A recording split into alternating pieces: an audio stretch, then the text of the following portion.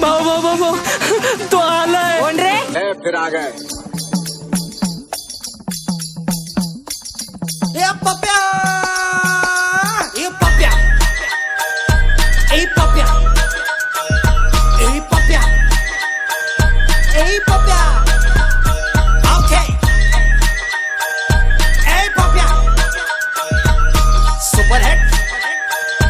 ए पप्या, ए पप्या, ए पप्या, super hit. तो नुसता बोलत नाही, डायरेक्ट नडतो. नमस्कार मंडळी आणि जय हिंद. आज मी जय हिंद का म्हणतोय, कारण का आजचा विषय जरा वेगळा आहे. दरवेळेस विषय वेगळा असतो, पण आज खरंच वेगळा आहे. आज विषय त्या लोकांचा आहे जे आपल्या देशाची सुरक्षा करतात. तुम्ही ओळखला असेल, आज विषय आहे मिलिटरीचा. आणि आज आपण मिलिटरीच्या काही ऑफिसर्स बरोबर आणि रिटायर्ड जी लोक आहेत त्यांच्याबरोबर पण बोलणार आहोत, ज्यांनी मिलिटरीमध्ये सर्व केलेलं आहे, पण त्यांची देशाकडून, ह्या सरकारकडून काहीतरी अपेक्षा आहे. मिलिटरी असते, त्यांना काय त्रास असतो, त्यांना तर मस्त पगार आणि मग सगळं त्यांना अर्ध्या भावाला मिळतं वगैरे वगैरे वगैरे, बरंच काही लोक बोलतात. आणि आजकाल असं झालं आहे, वाईट परिस्थिती अशी आहे की आपल्याला बॉर्डरवर लोकांची गरज आहे, सैन्याची गरज आहे, आणि मिलिटरीकडे यायला कोणी तयार नाही. अशा बऱ्याच प्रॉब्लेम्सला घेऊन आज हे सगळे ऑफिसर्स इथं जमलेले आहेत, सैनिक इथं जमलेले आहेत, आणि ते आपल्याशी बोलणार आहेत. तुमच्या लाडक्या सुपरहिट कार्यक्रमाचे नाव आहे ए पप्या. लाडान हाक मारायची, मी फक्त बोलत नाही, डायरेक्ट नडतो. तुमच्या लाडक्या सुपरहिट न्यूज चॅनलवरचं नाव आहे न्यूज अनकट टीव्ही.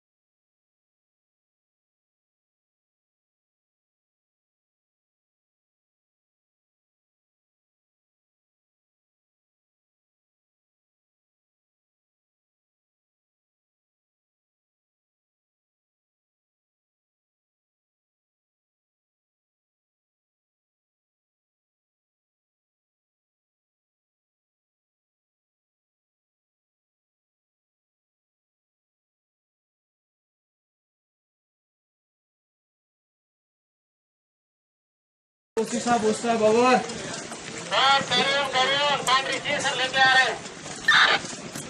आप फायरिंग बंद कर दो और चुपचाप बाहर आ जाओ. फायरिंग बंद कर दो, खुदा के वास्ते कुछ नहीं मिलना इससे.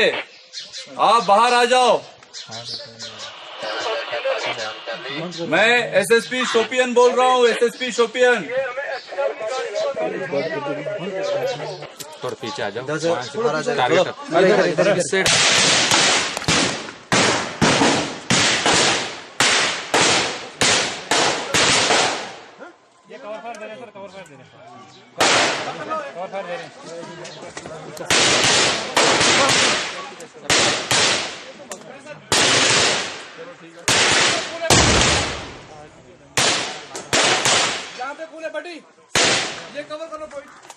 कवर करो पॉइंट.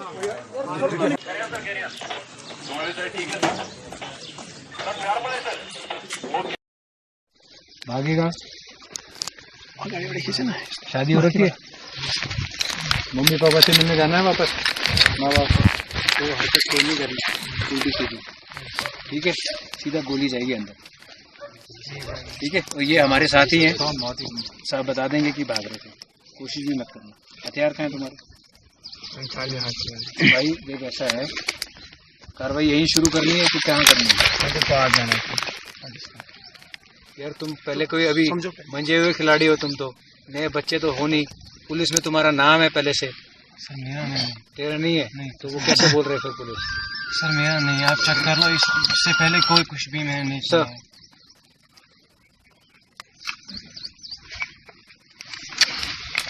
ये सर. ये सर.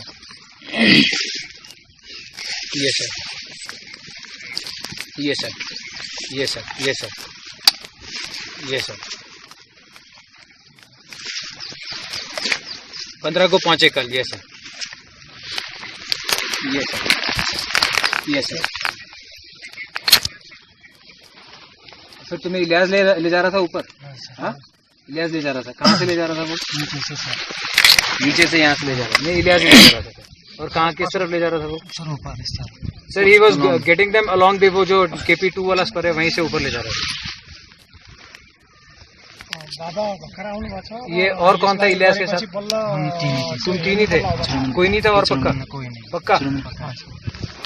आजम नहीं था? कौन सी तंजीम के हो तुम दोनों? मैं मारूंगा थप्पड़. तंजीम बताओ. इलियास किसका है? हिजब का है. सर ये इलियास ने इनको बताया था. और इलियास ये खुद ही बोल रहे कि उसका है HM का, हिजबुल मुजाहिदीन का. तो उसने बोला था कि मैं पाकिस्तान ले जाऊंगा. पाकिस्तान ले जाऊंगा और ट्रेनिंग कराऊंगा. नहीं सामान लाना है. सामान लाने हैं. और कितना बोला था पैसा देगा? 20,000. दोनों को 20-20 हजार. मुझे 20,000 बोला. इसका पता नहीं बोला. तुझे कुछ नहीं बोला क्योंकि तू तो पहले का खिलाड़ी है. सर ये प्रॉमिस देम मनी. सर तो सर ये सर देशाकरता जी लोक लढतात, आपले प्राण पणाला लावतात आणि ते बॉर्डरवर आहेत म्हणून आपण शांत झोपतो, आपण रस्त्यावरून मास्क करत हिंडतो, गाडी जोरात पळवतो, पण त्याची कुठेतरी आपल्याला किंमत राहिली का नाही राहिली मला माहीत नाही. कारण का इगो प्रॉब्लेममध्ये यायला लागला. आता इगो प्रॉब्लेम कसा तुम्हाला सांगतो की एखादा मिलिटरीमॅन आपली सुट्टी घेऊन आपल्या घरी लग्न असेल किंवा काही असेल, काही त्याला पर्सनल काम असेल, तो त्याच्याकरता येतो सुट्टी काढून. आणि सुट्टी काढून आल्यानंतर त्याला काही अधिकाऱ्यांकडून, बरोबर आहे सर, जे काही पोलीस असतात काही असतील त्यांच्याकडून मारहाण होते आणि सगळा प्रॉब्लेम क्रिएट होतो. आता जो देशाची रक्षा करतो त्याला हे 8-8, 10-10 जण मिळून मारतात. याच्यावर आजपर्यंत कुठं आंदोलन झालेलं मी तर बघितलं नाही, किंवा कोणी ब्लॉग बनवलेला मी तर पाहिला नाही, किंवा कोणी फेसबुकला याच्या विरुद्ध बोललंय हे पण मी बघितलं नाही. का नाही? म्हणजे एखादी नृत्यांगना नाचते, ती काहीतरी 2-3 लाख रुपये घेते, त्याच्यावरनं आठवडाभर फेसबुकला इंस्टाग्रामला चाललेलं असतं फालतूपणा, भिकारचोटपणा, ज्याला काही अर्थ नाही. आणि ज्याला गरज आहे न्याय मिळवून देण्याची त्याच्याबद्दल आपण ब्लॉग बनवत नाही, त्याच्याबद्दल आपण फेसबुकवर लिहित नाही, त्याच्याबद्दल आपण इंस्टाग्रामवर जागृती करत नाही.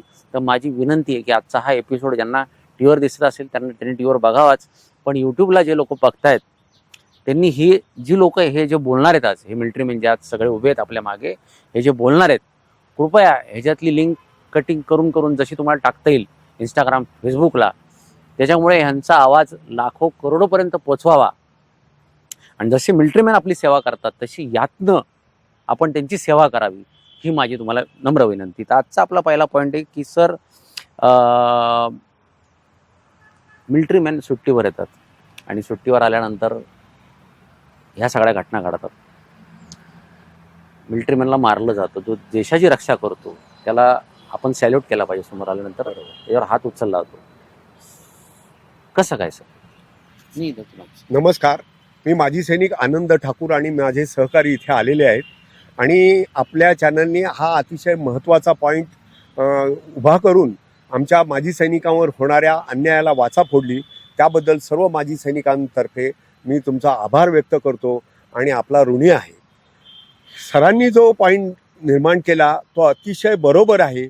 जे चौकामध्ये टोळ भैरव बसतात त्यांना फक्त त्यांच्या स्वतःच्या फुशारकीसाठी ते अचानकपणे सुट्टीवर दिसलेला माजी सैनिक म्हणा किंवा सुट्टीवर आलेल्या सैनिकावर हल्ला करतात आणि फुशारक्या मारतात की आम्ही एका सैनिकाला मारला.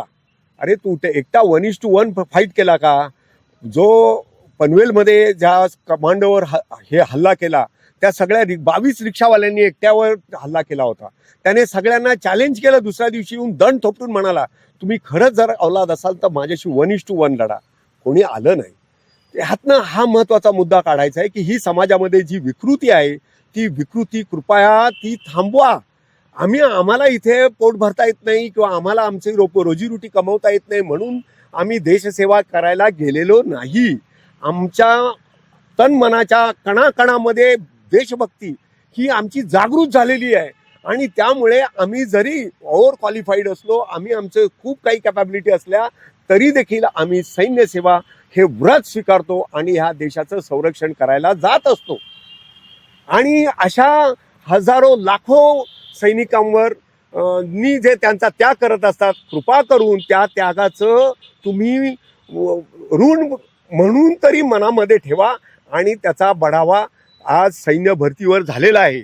मागच्या वर्षी अजय भट जे आपले राज्य सैनिक संरक्षण मंत्री आहेत त्यांनी जाहीरपणे सांगितलं की ह्या देशाचं संरक्षण करायला 2,53,638 सैन्य अधिकारी आणि सैनिक कमी आहेत.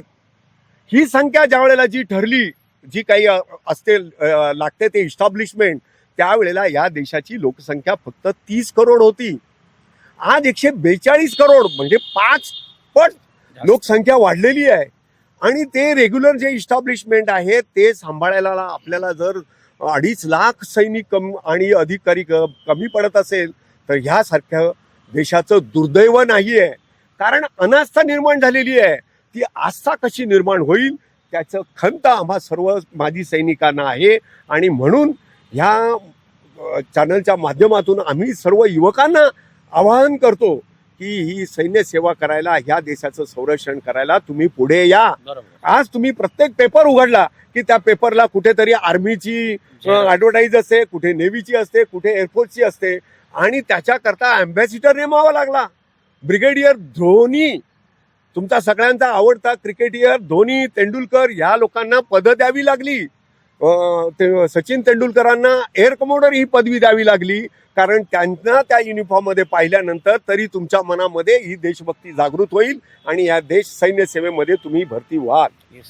आणि ही अनास्था होण्याकरता तुम्ही कारणीभूत आहात. सैन्यावर होणारे माजी सैनिकावर होणारे अत्याचार कृपा करून थांबवा. ते तुमचे कुटुंब आहेत.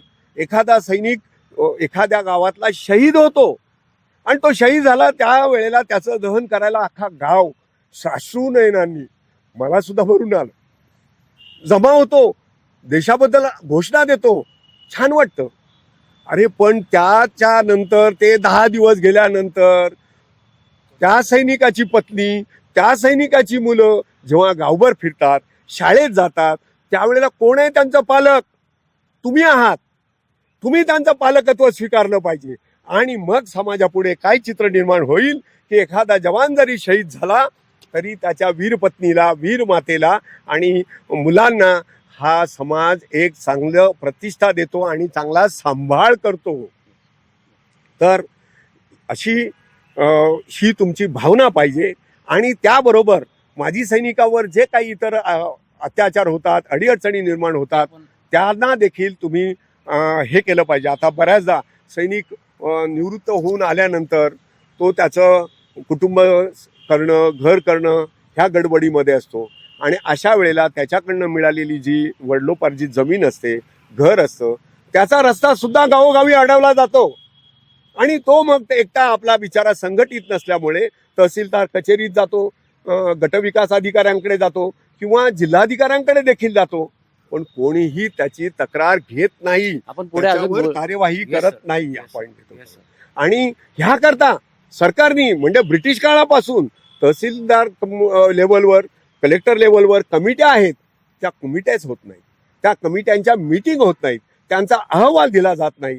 तेव्हा माझी सरकारला विनंती आहे की त्या सर्व कमिट्या झाल्या पाहिजेत. त्या कमिट्यांमधून खरोखर माजी सैनिकांच्या अडीअडचणी समजून घेतल्या पाहिजे आणि त्याच्यावर उपाययोजना केली पाहिजे. सर, एक गोष्ट मला सांगूशी वाटेल, एअरफोर्स लोकांना जॉईन करायचं आहे, बरोबर. पण एअरफोर्स कुठलं जॉईन करायचं आहे?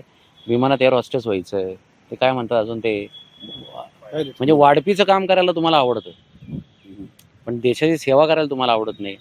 मिलिटरीमॅन आर्मी तुम्हाला नवरा पाहिजे, कटिंग हँडसम वगैरे वगैरे वगैरे लोकांमध्ये समाजामध्ये दाखवायला, पण तुम्हाला मिलिटरीमध्ये यायला नको. तर माझी एक विनंती, जसं सरांनी आवाहन केलं, सर जी आत्ता सांगितलं की मिलिटरीमॅनवर हमला होतो सर, पण आत्ता मी काही नागरिकांशी मध्ये बोललो तर मला खरं अभिमानाने मी सांगेन, छाती वर करून सांगेन की मला महाराष्ट्रात काय देशातल्या लोकांनी जेव्हा आम्हाला लोक भेटतात रिपोर्टिंग करताना किंवा शूटिंग करताना, तर आम्हाला सांगितलं की आता आम्हाला प्रत्येक जी सिटी आहे, मग ती पुणे असो, मुंबई असो, कोल्हापूर असो, अशा ज्या मोठ्या मोठ्या सिटीज आहेत, त्या सगळ्या सिटीज आणि सगळे हायवेज हे जे आत्ता आम्ही मिलिटरी सांगत नाही की बॉर्डर सोडून इकडे या, पण आमची विनंती आहे की जे रिटायर्ड मिलिटरी स्टाफ आहे त्यांना जर सरकारने चान्स दिला तर लोकांना हे हवं आहे. मग लोक स्ट्रिक्टली त्यांचं लायसन, त्यांचं पॅन कार्ड, त्यांचं आधार कार्ड सगळं बरोबर कॅरी करतील. कोणी हे त्या टोल नाक्यावर किंवा त्या हायवेला जाऊन असं नाही म्हणणार की तुला माहिती का माझा बाप कोण, तिथं बाप एकच, मिलिटरी. काय सांगाल सर? मला तर पहिलं तर सगळ्यात एक महत्त्वाचं सांगायचं आहे Yes, की जे सैनिकावर आज हल्ले होत आहेत ते खूप निंदनीय गोष्ट आहे. आणि त्याच्यामागे एकच कारण आहे हल्ला होण्याच्या मागे, काय आहे की ते मुठभर आहेत. जसं ब्रिटिश मुठभर होते तसे आपल्या भारतामध्ये, महाराष्ट्रामध्ये, जिल्ह्यामध्ये मुठभरच असते त्या गावगुंड. त्यांनी काय की कानून खिशामध्ये ठेवून फिरतात. त्यांना कानूनची भीतीच राहिली नाही. हो, का भीती राहिली नाही आहे? ह्याच्यामागे एकमेव आहे की भ्रष्टाचार आणि हे भ्रष्ट मंत्रालय. जर एक गावगुंड ह्यांनी स्वतः पाळलेले येतं आणि हे गावगुंड जे पाळलेले आहेत त्यांच्यावर कलेक्टर काय कारवाई करू शकत नाही, त्यांच्यावर तहसीलदार कारवाई करू शकत नाही, त्यांच्यावर SP कारवाई करू शकत नाहीत. मग सैनिकावर आणि समाजावर अन्याय कोण करतं? हेच अन्याय करतात. जर सैनिकावर, समाजावर अन्याय जर नसेल करायचा तर पहिली ही यंत्रणा बदलावं लागणार आहे. आतापर्यंत आम्ही जवळपास 20 वर्ष झालं आम्ही सरकारला निवेदन देऊन थकलो. आम्ही सर्व सैनिक डिसिप्लिनमध्ये आहेत. आत्ताच आमचे आदरणीय ठाकूर साहेबांना चांगला प्रश्न विचारला की ज्या वेळेस सैनिक एखादा शहीद होतो त्यावेळेस त्यांच्या अंतिम संस्कारासाठी पूर्ण जिल्हा, पूर्ण महाराष्ट्र, पूर्ण मंत्रालय, कलेक्टर सगळे येतात. आणि त्याच्यानंतर त्याच्याच वीर पत्नीला किंवा वीर माताला त्याचे जे योगदान भेटायचं आहे त्यासाठी त्याला दर्जाचे ठोकरे खालवतात. तुम्हाला एक शोकांतिक एक सांगू वाटतं मला की आपलं कारगिलची लढाई होऊन 23 वर्ष झालं साहेब. आमच्या किती येतं महाराष्ट्रामध्ये फक्त 500 वीर नारी येतं. किती? 500. आणि त्यांना सरकारनं GR आहे त्याचा की त्यांना जमीन मोबदला दिला पाहिजे. अहो, पण ह्यांनी हजारो एकर जमीन खाल्ल्या, पण ह्यांना एवढी काय म्हणतात ना, ह्यांना एवढी लाज नाही, लाज शरम नाही ह्यांना की त्या ज्या वीर मातेने, ज्या वीर पत्नीने आपल्या नवऱ्याला देशासाठी बलिदान दिलंय त्याच्याकडे बघायची लाज नाहीये.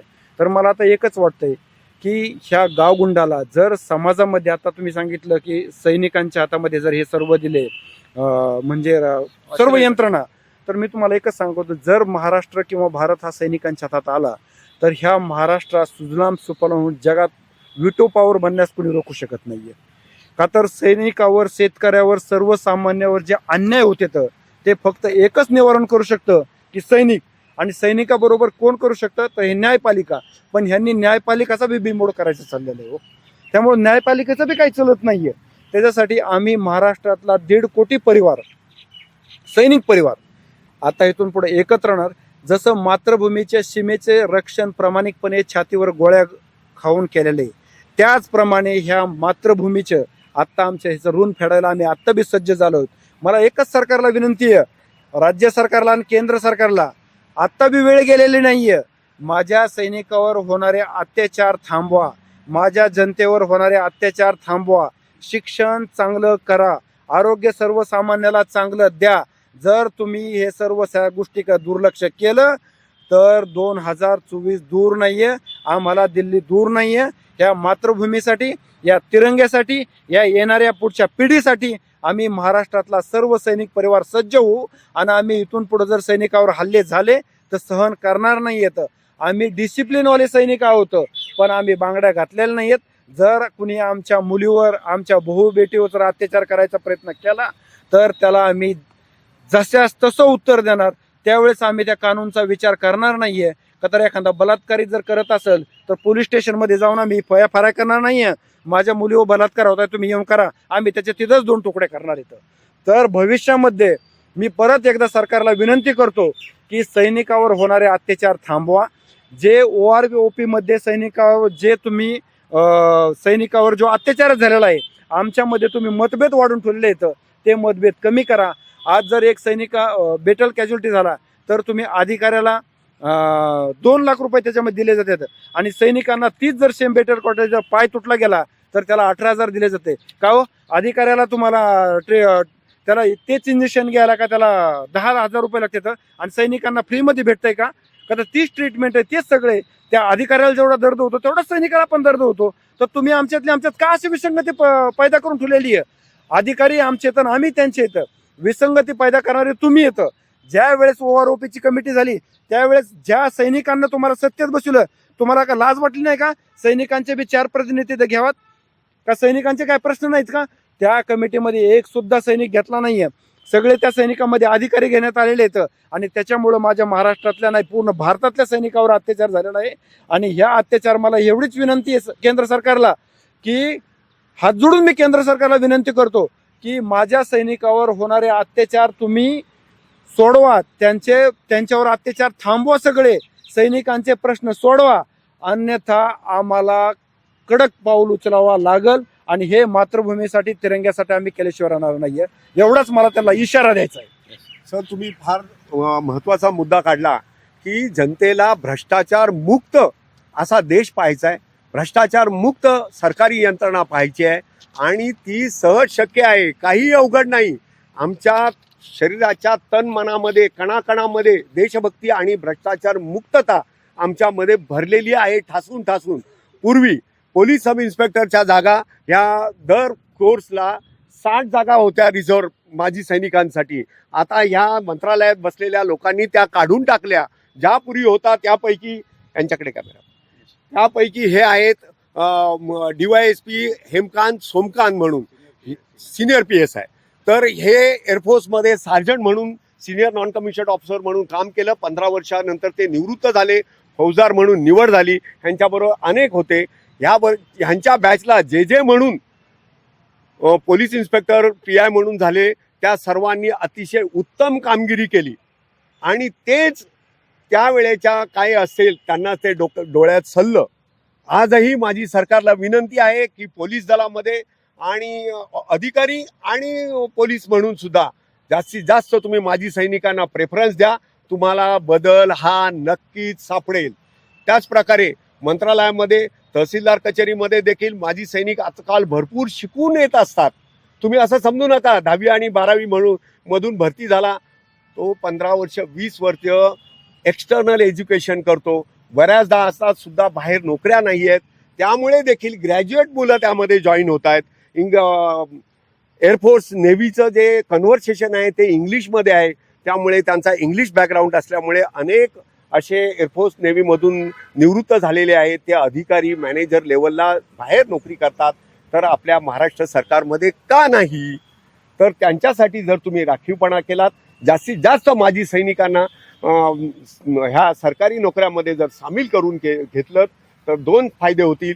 एक, माजी सैनिकांचं रिहॅबिलिटेशन होईल, समाजामध्ये एक चांगला संदेश जाईल की बाबा निवृत्त आल्यानंतर ह्याचं बेवारच जीणं न होता त्याला एक चांगली सरकारी नोकरी मिळते आणि सरकारी पदावर बसल्यावर देखील तो तुम्हाला भ्रष्टाचार मुक्त अशी चांगली सेवा देईल. मला जाहीर करायला अतिशय आनंद वाटतो की आता सुद्धा सरासरी 100 तलाट्यामागे कमीत कमी 3 ते 4 तलाठी हे माजी सैनिक आहेत.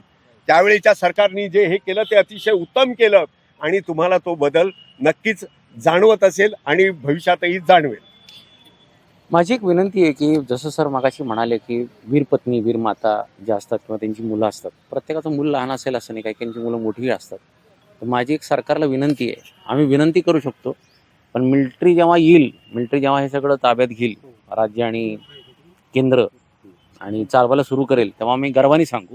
आज आम्हाला विनंती करायला लागते, आम्ही मतदान करून सुद्धा, की त्यांना जॉब्स द्यावेत. सर्वात महत्त्वाचं इम्पॉर्टंट अगदी बरोबर. म्हणजे काय होईल, आणि सर्वात महत्त्वाचं सरकारने एवढंच काम करावं, सरकारला पोट भरायची जर दानत नसेल तर सरकारने फक्त घर द्यावं. घर चालवायची हिंमत ही वीर पत्नीला सुद्धा आहे, वीर मातेला सुद्धा आहे, त्यांच्या लेकरांना सुद्धा आहे. कारण ते देशभक्तीचं रक्त आहे, ते गप्प बसणाऱ्यांमधलं नाही आहे. या मंडळी अजून ह्या विषयावर बोलूया. Yes sir.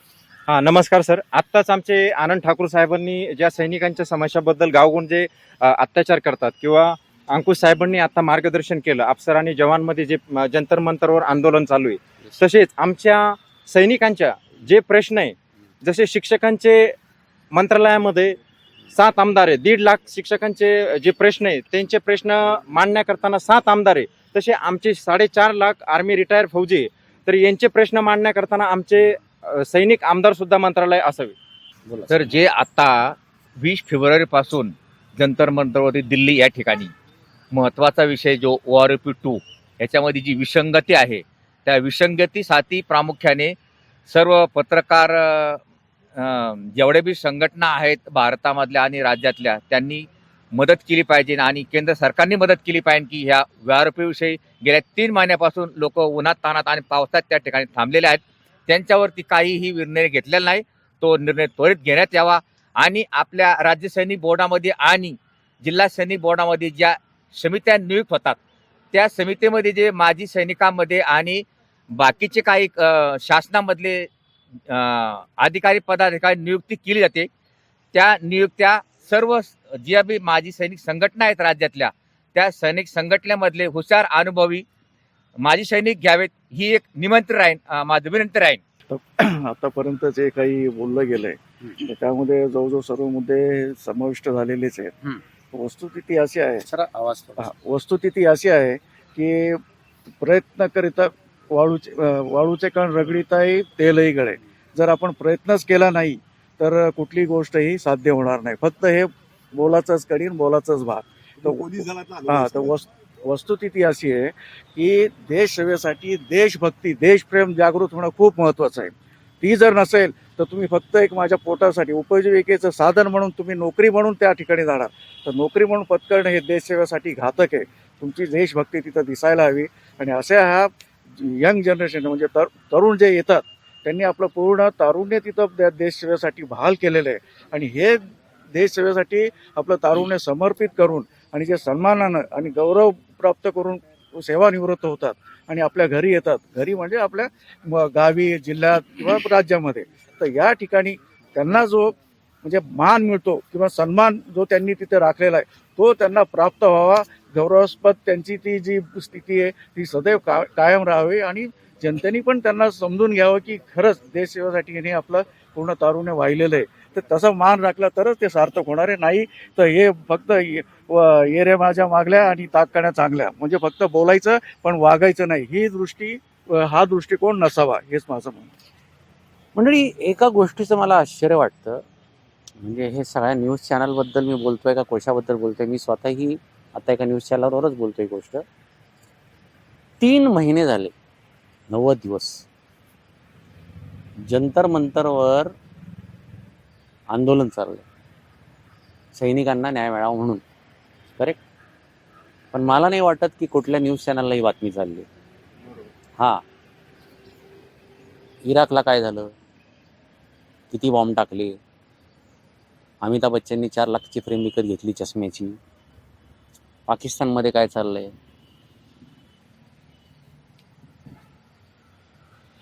म्हणजे जे बाहेरचे न्यूज चॅनल आहेत नॅशनल ते तर नाहीच, पण राज्य सरकारलाही काय, राज्यामध्ये पण चॅनल्स आहेत त्यांनाही काय. आता हा एपिसोड बघून केलं म्हणतात ना की थोडासा गुळ आणि काहीतरी ते खडा खाऊन शानपणा येतो. आता हा गुळ आणि खडा समजा हा एपिसोड, आणि दुसरं काय आता तुम्हाला बोलणार. तर आपण अजूनही असे काही मिलिटरीचे विषय इथे घेणार आहोत. आपल्याबरोबर सगळ्यात मिलिटरीमॅन आहेत, त्यांच्याशी आपण डिस्कस करतोय. मी बघता तुमचा लाडका सुपरहिट कार्यक्रमाचं नाव आहे ए बाप्या, लाडानं हाक मारायची. मी फक्त बोलत नाही, डायरेक्ट नडतो. मंडळी, मनापासून सांगतो, मनापासून. म्हणजे मॅ हेल्प यूचा आपण बोर्ड बघतो. कुठे बघतो आपण? रेल्वे स्टेशनला बघतो, एअरपोर्टला बघतो, एस टी स्टँडला बघतो. पण होते काय गंमत माहिती का, तिथं जाऊन काहीच हेल्प मिळत नाही. आणि असा मॅ हेल्प यू जो बोर्ड असतो तो अनेक सरकारी कार्यालयांमध्ये पण बघतो आपण. तिथे हे जे सैनिक लोक आहेत ज्यांनी आपल्या देशाकरता प्राण देण्याची तयारी दाखवली आहे आणि देतात, त्यांना पण अधिकारी चक्रा मारायला होतात. उद्या या, परवा या, उद्या या, परवा या, उद्या या, परवा या. इथं सामान्य माणूस कुठे घेऊन बसला साहेब? कधी कधी असं वाटतं ना, मतदानाच्या दिवशी ना खरंच हिल स्टेशनला गेलं पाहिजे. कशाला बोर्ड घाण करायचं? पट्टे का बघा. या ब्रेक घेऊन या. ए पप्या, ए पप्या, ए पप्या, ए पप्या, ए पप्या. ओके. ए पप्या, सुपर हिट. ए पप्या, ए पप्या, ए पप्या, सुपर हिट. तो नुसता बोलत नाही, डायरेक्ट नडतो.